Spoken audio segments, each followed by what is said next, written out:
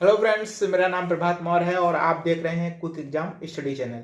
Friends, आज हम लोग शिक्षण की प्रमुख विधियों में से एक ह्यूरिस्टिक विधि के विषय में अध्ययन करेंगे। तो आइए देखते हैं।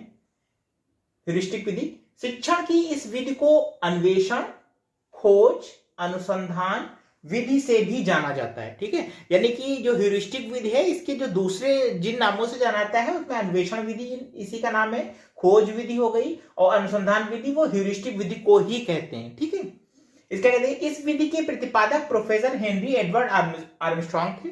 ठीक है, ये इंग्लैंड के थे, प्रोफेसर हेनरी एडवर्ड आर्मस्ट्रांग। ठीक है, और ये ह्यूरिस्टिक शब्द की उत्पत्ति ग्रीक भाषा के ह्यूरिस्को शब्द से हुई है, जिसका अर्थ होता है मैंने खोज लिया है। ठीक है, जिसका अर्थ है मैंने खोज लिया। कहीं कहीं मैं खोजी हूं, ऐसा ये भी लिखा होता है, मैंने खोज लिया है, और कहीं कहीं मैं खोजी हूं, ये भी इसका अर्थ दिया होता है। ठीक, अब देखते हैं इस विधि में क्या होता है।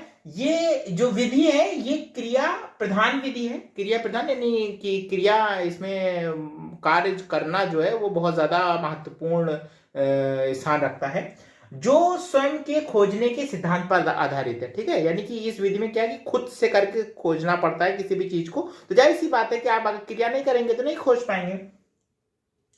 इस विधि में अध्यापक प्रकरण को विद्यार्थी के समक्ष स्पष्ट कर देते हैं। ठीक है, जो भी समस्या होती है, जो भी विषय होता है, वो शिक्षक जो होता है वो विद्यार्थियों के समक्ष उसको स्पष्ट कर देता है, और विद्यार्थी को स्वयं उसका हल खोजने को कहते हैं। ठीक है, और जो शिक्षक होते हैं वो विद्यार्थियों से स्वयं खुद ही उसका जो हल है, रिजल्ट है, वो खोजने के लिए कह देते हैं। ठीक, छात्र रुचिपूर्वक हल खोजते हैं।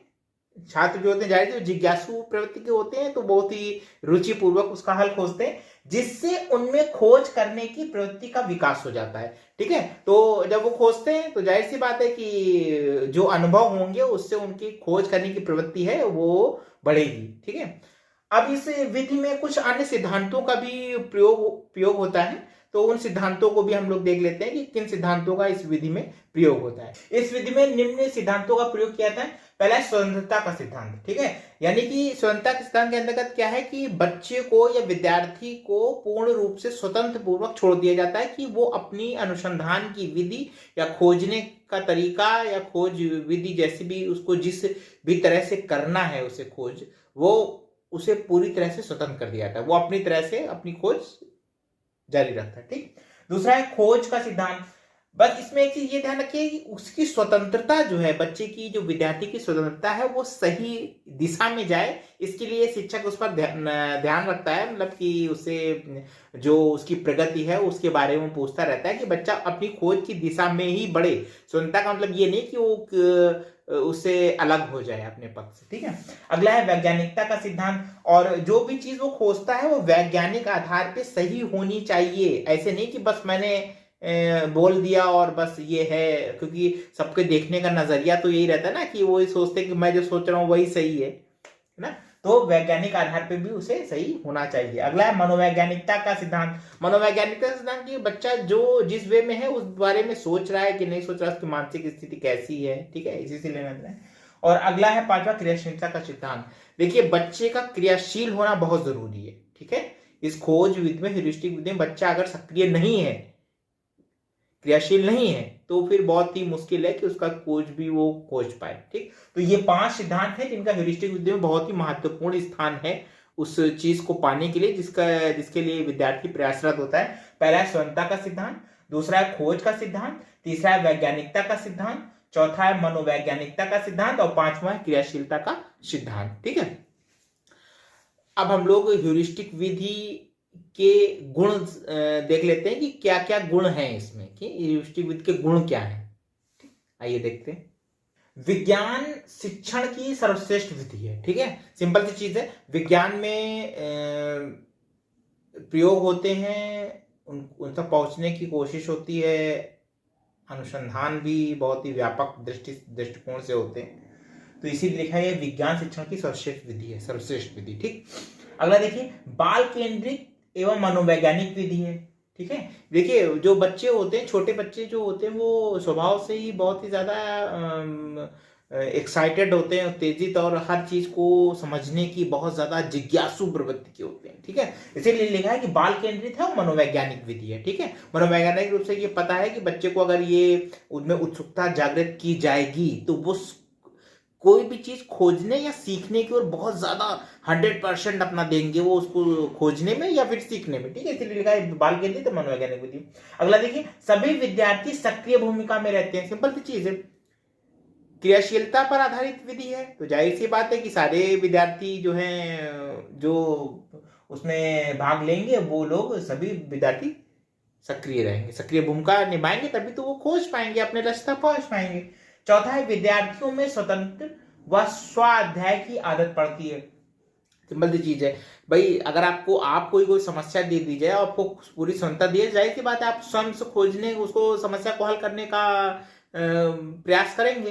वैसे ही बच्चे हैं, उनको टीचर प्रकरण बता देता है और उसको हल करने के ऊपर वो स्वतंत्र रूप से जैसे चाहे वैसे कर सकते हैं और हल कर सकते हैं, और स्वाध्याय खुद से ही पढ़ते हैं, उसका जो निष्कर्ष है वो निकालने की कोशिश करते हैं और समस्या उस प्रकरण है समस्या को हल करने की कोशिश करते हैं।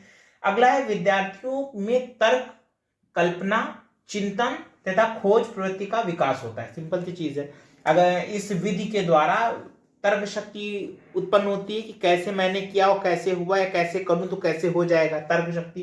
कल्पना, वो कल्पना करते हैं क्या करना चाहिए इसको हल करने के लिए, तो उनकी कल्पना भी सुदृढ़ हो जाती है। चिंतन करते हैं कि अगर मैंने ऐसा कर दिया तो ऐसे हो जाएगा, फिर ऐसा कर दिया तो ऐसे हो जाएगा, है ना, तो ये चिंतन करते हैं। और फिर खोज की प्रवृत्ति का, और जिस चीज को वो खोज रहे हैं अगर उस खोज पर वो पूर्ण रूप से पहुंच जाते हैं, जैसा कि सिंपल सी चीज है, अगर टीचर इसमें अनुभवी टीचर है इसमें और वो उसका सपोर्ट कर रहा है तो बच्चा खुद से ही पहुंच ही जाता है। तो वही लिखा हुआ है कि खोज प्रवृत्ति का विकास हो जाता है। जब जैसे ही अगर आप ये किसी चीज में सक्सेस हो जाते हैं तो फिर आपको ये अनुभव हो जाता है कि कैसे इसको मैंने प्राप्त किया, और उसी अनुभव को आप यूज करके दूसरी चीज प्राप्त कर सकते हैं। तो सिंपल सी चीज वही लिखा हुआ, विद्यार्थियों में तर्क, कल्पना, चिंतन तथा खोज प्रवृत्ति का विकास होता है। ये थे ह्यूरिस्टिक विधि के गुण। अब हम लोग देख लेते हैं ह्यूरिस्टिक विधि के दोष क्या क्या है। ठीक है, तो आइए देखते हैं। यह खर्चीली विधि है, सिंपल सी चीज है। ठीक है, अगर मान लीजिए बच्चे को अपनी खोज के सिलसिले में कहीं जाना पड़ता है तो ये विधि खर्चीली हो जाएगी, और जितना ज्यादा उसे आना जाना पड़ेगा उतनी ज्यादा खर्चीली हो जाएगी। अगला देखिए, समय बहुत अधिक लगता है। सिंपल सी चीज है, बच्चा सोचे भाई कोई एक रास्ता तो उसको पता नहीं है, वो खोजेगा, कहीं जाएगा, कहीं उसको कोई चीज उसमें क्लू मिलेगा, कभी नहीं मिलेगा। ठीक है, तो समय तो लगेगा ही लगेगा, इसलिए ये विधि जो है ह्यूरिस्टिक, समय बहुत अधिक इसमें लगता है। अगला है, प्राथमिक और उच्च प्राथमिक स्तर अनुपयोगी है। प्राथमिक और उच्च प्राथमिक स्तर के बच्चे इतने छोटे होते हैं कि उनके लिए ये विधि उचित नहीं है। ठीक है, अगला है, गणित शिक्षण में इसका प्रभावी उपयोग नहीं हो पाता। सिंपल सी चीज है, गणित शिक्षण में इसका प्रभावी उपयोग बहुत ही ना के बराबर है, क्योंकि थोड़ी समस्याएं होती हैं, जो समस्या आती है उसमें आप कोई नई चीज खोजना थोड़ा मुश्किल है, जो चीज है वही समझ लें, वही बहुत अच्छा होता है बच्चे के लिए। और अगला है पांचवा, सामाजिक अध्ययन में केवल मानवीय समस्याओं का ही हल मिल पाता है।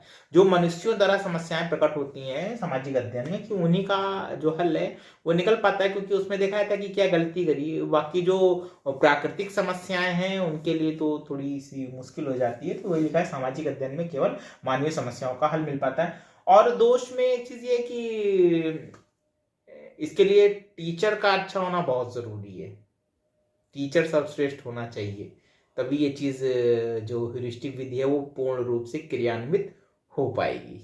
ठीक है, तो फ्रेंड्स ये थी ह्यूरिस्टिक विधि। कैसी लगी ये आपको वीडियो, कैसा लगा? अगर अच्छा लगा तो लाइक कर दीजिए, और अगर आपने मेरा चैनल सब्सक्राइब नहीं किया है तो आप हमारा चैनल सब्सक्राइब कर दें, बेल आइकन दबा दें, क्योंकि जिससे कि हमारे आने वाले नए वीडियो का नोटिफिकेशन आप तक जल्दी पहुंच जाएगा। तो फ्रेंड्स, आप सभी को परीक्षाओं के लिए बहुत बहुत शुभकामनाएं, आपकी तैयारी और अच्छी हो, यही हमारी मनोकामना है। फिर मिलते हैं एक नए वीडियो में एक नए टॉपिक के साथ। धन्यवाद।